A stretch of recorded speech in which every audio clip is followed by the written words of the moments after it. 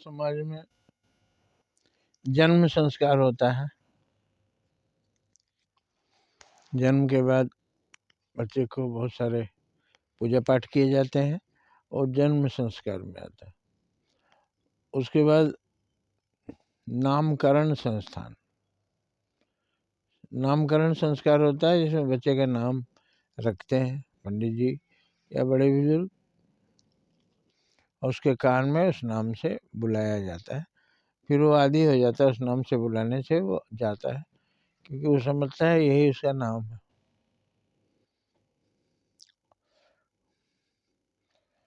उसके बाद अन्नप्राशन संस्कार होता है, तो विवाह संस्कार होता है, उपनयन संस्कार होता है। उपनयन संस्कार के बाद विद्यार्थी पढ़ने जाता है। तो एक संस्कार, एक पूजा पाठ से आरंभ करते हैं जिससे वो यादगार बन जाए। तो नाम का बहुत महत्व है। वो नाम ऐसा होना चाहिए कि जिससे उसके अंदर कुछ भाव जगे। किसी महापुरुष का नाम, उस नाम का कुछ मीनिंग होना चाहिए जिससे वो बच्चा सोचे, बार बार उसका नाम लोग पुकारे, उस नाम का मीनिंग सोचे और उसी दिशा में वो चले। जैसे किसी का नाम ऋषि मुनि के नाम से है, किसी का नाम कोई महापुरुष के नाम से है, किसी का नाम गंगा प्रसाद होता है, उसके हर बात में गंगा की याद आती है। यमुना प्रसाद, यमुना के नाम याद, यमुना का नाम याद आता है। नदियों के नाम से बहुत से लोग नाम रखते हैं।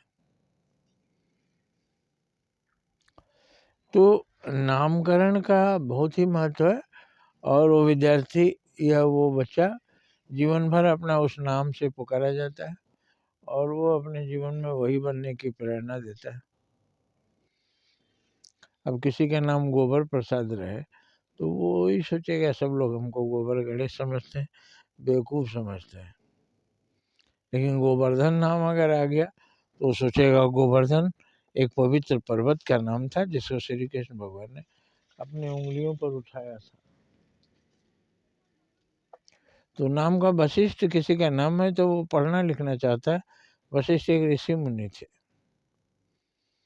लेकिन ये जो आपू पप्पू उल्टे सीधे नाम रख देते हैं उससे बच्चे को क्या प्रेरणा मिलेगी। तो नाम ऐसा होना चाहिए कि उससे प्रेरणा मिले और वो उसी दिशा में आगे बढ़े। मेरे जन्म से पहले मेरे दादाजी गंगा सागर गए थे, कपिल मुनि का आश्रम देख कर आए थे।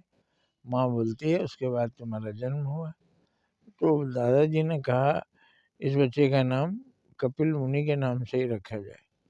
तो उन लोगों ने कपिल देव नाम रख दिया। अब उसका नाम का प्रभाव बार बार हमारे शिक्षक भी बोला करते, आइए मुनि जी इधर आइए। तो मुनि जी बोलने से हमको लगता था कि मुझे कुछ बनना है। और आज स्थिति ये है कि हमारे घर में कोई एक लाइन भी संस्कृत नहीं पढ़ सकता। मैं संस्कृत से एमए हूँ और फिलोसफर भी हूँ। तमाम ऋषि मुनियों का, भारतीय दर्शन का, वेदों पुराणों का मैंने अध्ययन किया। तो नाम खींचकर अपने साथ ऊंचाइयों तक ले गया। इसीलिए नाम सोच समझ कर रखना चाहिए, पवित्र नाम रखना चाहिए। ईसाई धर्म में भी नाम रखने पर एक जाते हैं पादरी के पास और सोच कर कोई नाम देते हैं।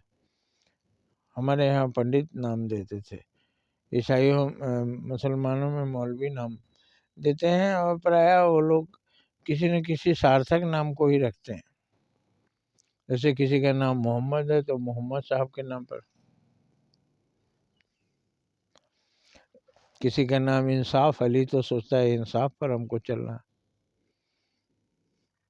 किसी का नाम इब्राहिम तो इब्राहिम वो पैगंबर का नाम था।